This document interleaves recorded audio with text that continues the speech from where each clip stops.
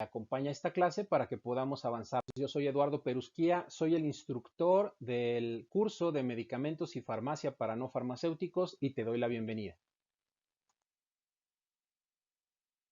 En este módulo vamos a hablar acerca de farmacovigilancia.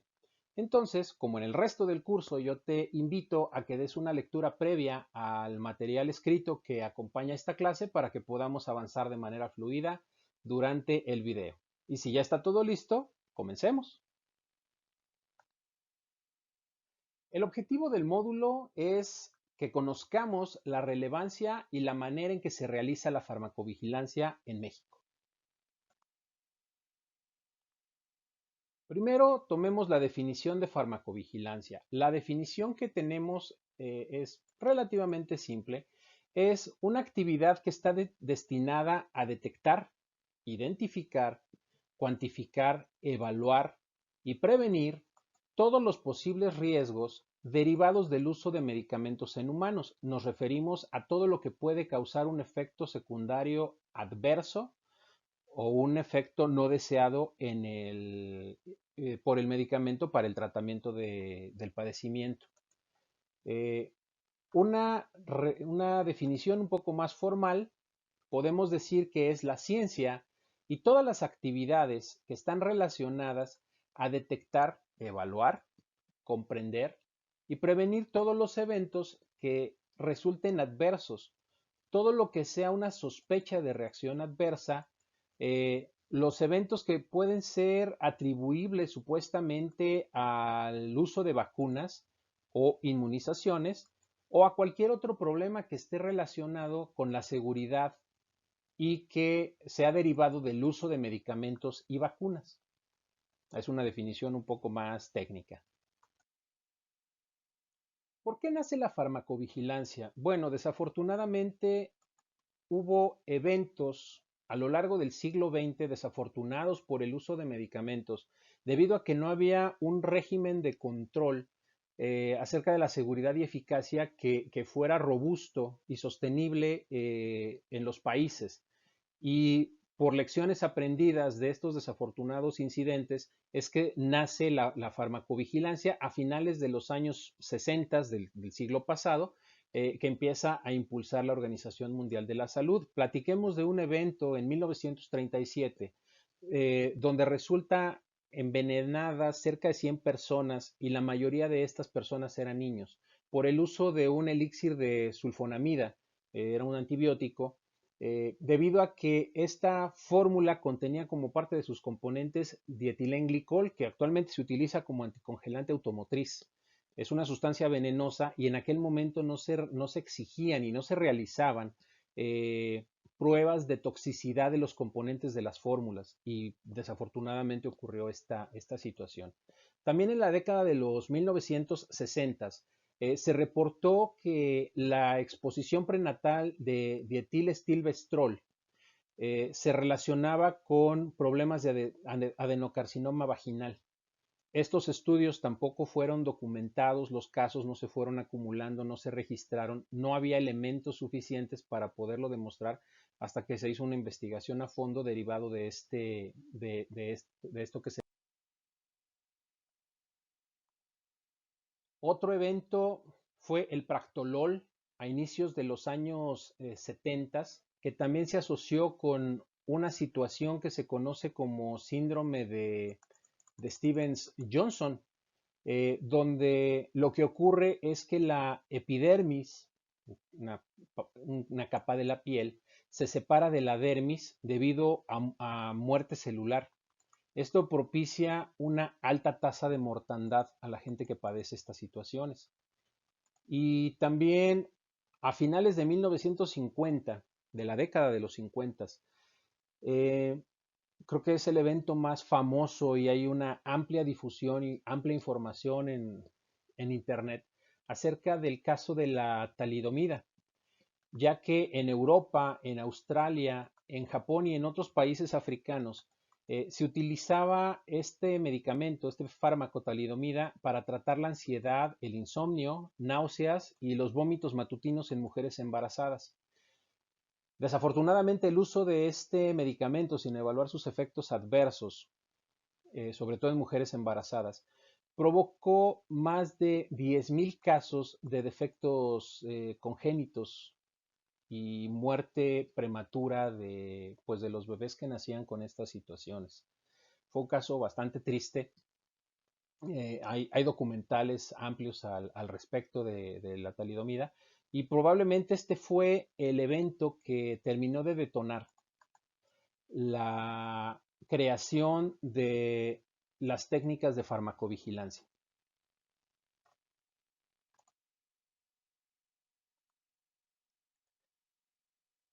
En Europa, a raíz de esta situación, se comenzaron a desarrollar sistemas de vigilancia y finalmente en 1968 la Organización Mundial de la Salud lanza el Programa Internacional del Monitoreo de Medicamentos. Actualmente hay más de 124 países que son miembros oficiales de este programa. También podemos decir que acerca de la importancia de la farmacovigilancia es que hemos visto en otro módulo cuando se aprueba un medicamento que se hacen investigaciones clínicas que pueden llevar 5 o 6 años de duración. Sin embargo, la cantidad de pacientes que se evalúan durante los estudios es relativamente limitada lo, para el momento de compararlo con el resto de la población mundial que puede utilizar los medicamentos. Entonces, si bien se detectan reacciones adversas e interacciones medicamentosas, no se alcanza a conocerlo todo, desafortunadamente. Esto lleva a que después de que se comercialicen los medicamentos y se autoricen, se tiene que hacer un seguimiento muy estrecho de todos los casos de reacciones adversas y quejas de los pacientes a nivel mundial derivados del manejo de este producto, porque cuando se amplía el uso del medicamento, pues puede presentarse reacciones adversas que pueden ser poco frecuentes, sin embargo son importantes de tener documentadas y suceden hasta que se empieza la comercialización normal del producto. ¿A qué se debe? A que muchas veces la mayoría de los ensayos clínicos previos a la comercialización pues son bajo un estricto control y protocolos. También hemos hablado de eso en el módulo correspondiente y muchas veces cuando se trata de ya tratamientos crónicos, los resultados de los estudios clínicos previos a la comercialización no alcanzan a ser extrapolados, estadísticamente no pueden extrapolarse a lo que puede suceder de manera masiva. Por eso es importante tener el monitoreo tan estrecho. Eh, debido a que precisamente estas interacciones se pueden detectar años después del uso cotidiano, por decirlo de alguna manera, de los medicamentos.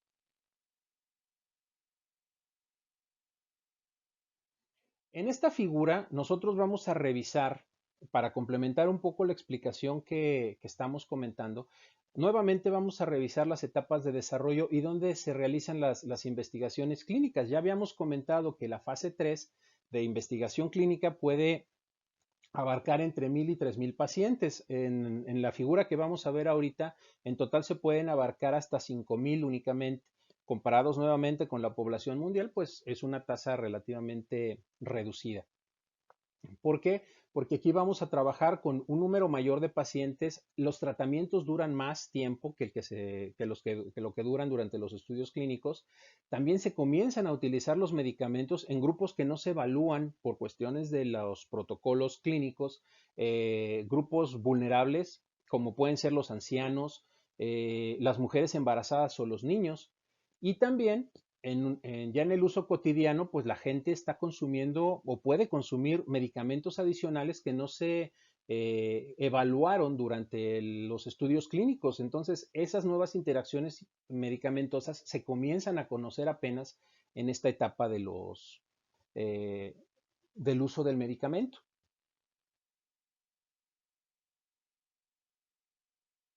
Entonces, en esta figura estamos explicando lo que estamos comentando. Simplemente ilustra lo que hemos estado platicando.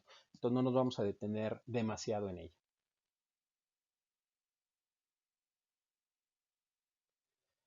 Nuevamente se presentan situaciones totalmente distintas a las condiciones controladas de experimentación cuando se realizan, o pueden surgir eh, reacciones adversas que no se conocían o incluso ni siquiera se podían predecir o esperar. O por otro lado, también las reacciones que ya se conocen podrían ser mucho más agresivas o más intensas de lo que se evaluó durante la etapa clínica bajo estudios controlados.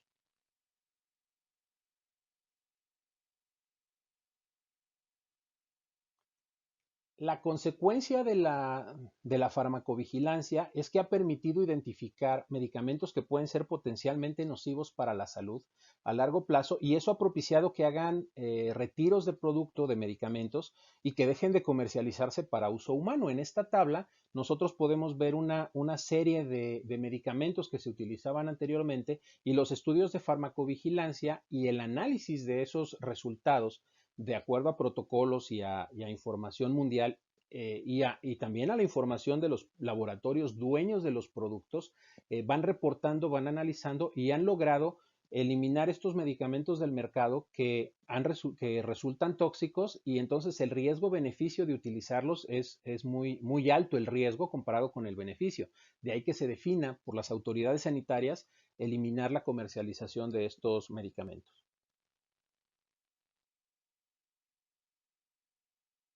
¿Qué sucede con la farmacovigilancia en México? Bueno, en México en 1989 inició con un programa de notificación voluntaria de reacciones adversas de medicamentos, es decir, comenzaron los laboratorios a presentar información de manera voluntaria a las autoridades sanitarias, a la Secretaría de Salud en su momento. Recordemos que COFEPRIS inicia o se crea en el año 2000-2001. Entonces, esto era de manera voluntaria por parte de las empresas farmacéuticas, por iniciativa propia, digámoslo así. Simplemente los laboratorios notificaban la situación, y entre 1995 y el año 2000 se crea el Centro Nacional de Farmacovigilancia, que dependía de la Dirección General de Control de Insumos para la Salud, como parte de la Secretaría de... en el momento que se crea la COFEPRIS, entonces la farmacovigilancia pasa a ser parte de COFEPRIS. México es parte del Programa Internacional del Monitoreo de Medicamento de la OMS, que platicamos de 1968, y en 2001 la COFEPRIS modifica la Comisión de Farmacovigilancia que existía previamente y se conoce ahora como la Comisión Nacional de Farmacovigilancia. Esta Comisión Nacional de Farmacovigilancia es la que se encarga de recibir y de acopiar toda la información que está relacionada con las sospechas de las reacciones adversas de medicamentos, de vacunas y de los dispositivos médicos. Existe una norma mexicana de farmacovigilancia, que es la norma 220 de la Secretaría de Salud, que se emite su última versión en enero del año 2018. Ahora, ¿qué necesitamos para hacer un reporte de farmacovigilancia? Si estamos utilizando un medicamento y presentamos alguna reacción adversa, tenemos la responsabilidad de reportarlo para que se puedan tomar las acciones correspondientes en el análisis de información y se registren los casos. ¿Cómo se hace? Bueno, en México existe un programa permanente de farmacovigilancia, es decir, siempre se están recibiendo a lo largo del año cualquier información relacionada con efectos adversos a los medicamentos, a las vacunas o a los dispositivos médicos. Permite que se informe sobre algún malestar o las sospechas de reacciones adversas. Esto también permite, con el acopio de la información, identificar todos los riesgos que puede tener la población nacional con el uso de un medicamento determinado, y los medios para notificar los vamos a comentar a continuación.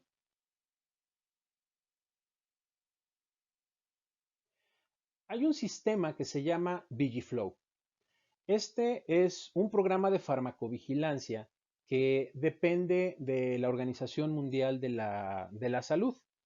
Este programa consta de o participan en él, en VigiFlow, los laboratorios farmacéuticos, los centros estatales de farmacovigilancia, los centros institucionales de farmacovigilancia, eh, todos los centros que tienen alguna relación con farmacovigilancia a nivel nacional, sean estatales, sean instituciones privadas, públicas, de universidades, y las unidades de farmacovigilancia que dependen de las comisiones estatales de farmacovigilancia. Es decir, hay una red muy completa de manera que se puedan recabar la información de reacciones adversas de manera lo más completa posible y lo más inmediata posible también.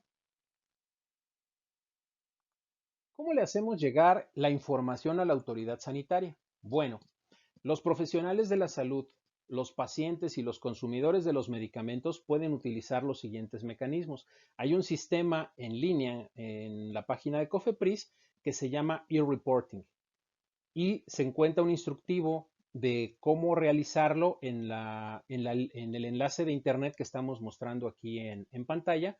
Se siguen las instrucciones para realizar el reporte de farmacovigilancia.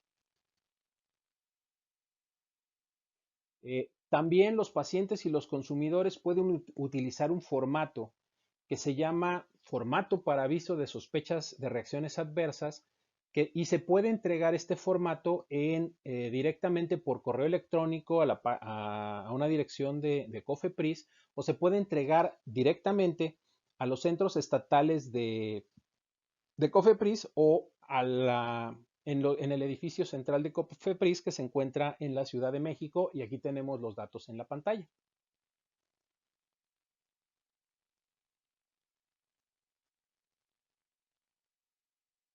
Por otro lado, cuando hablamos de efectos adversos que pudieran ser atribuidos al uso de una vacuna o a algún procedimiento de inmunización que se conoce en la jerga farmacéutica como ESAVI, existe una reglamentación que permite reportar a través de los formatos que vamos a comentar ahorita y entregarlos en la unidad de epidemiología de cada estado o en Ciudad de México en el centro de Cofepris. Se puede utilizar este formato que se puede descargar directamente del enlace que estamos presentando en la pantalla eh, y este otro. También existen algunos instructivos, se puede seguir la información que está en línea y eso permite hacer la entrega de los formatos. Aquí el registro es inmediato a COFEPRIS. ¿Qué pasa cuando se habla de la vigilancia de dispositivos médicos? Esto se le conoce como tecnovigilancia. Este es un sistema que permite reportar en línea los efectos de los dispositivos médicos. Como se puede ver, tenemos canales que tratan de ser lo más rápidos para recabar la información posibles. También se puede utilizar el enlace que estamos mostrando en la pantalla para hacer el reporte de los dispositivos. Y bueno, finalmente también la página de Cofepris presenta diferentes pictogramas que nos permiten eh, identificar de manera rápida qué tenemos que hacer cuando tenemos una reacción adversa a los medicamentos. En la página de Cofepris se puede encontrar este material o también en algunas publicaciones en las redes sociales oficiales de Cofepris. Pues hemos llegado al final de este módulo. El listado de conocimientos adquiridos lo vamos a revisar en este momento y lo que conocemos ahora es la definición de farmacovigilancia, cuáles son los antecedentes históricos que dieron origen a la farmacovigilancia, cuál es la importancia que tiene la farmacovigilancia para el manejo seguro de los medicamentos, cuáles son algunos ejemplos de fármacos que han sido restringidos debido a la aplicación de los análisis de farmacovigilancia, cómo opera la farmacovigilancia en México y también hemos encontrado la manera de reportar todos los eventos adversos de medicamentos, vacunas, inmunizaciones o dispositivos médicos en COFEPRIS. Pues bien, hemos llegado al final del módulo. yo te sugiero que completes la evaluación y podamos dar fin al curso.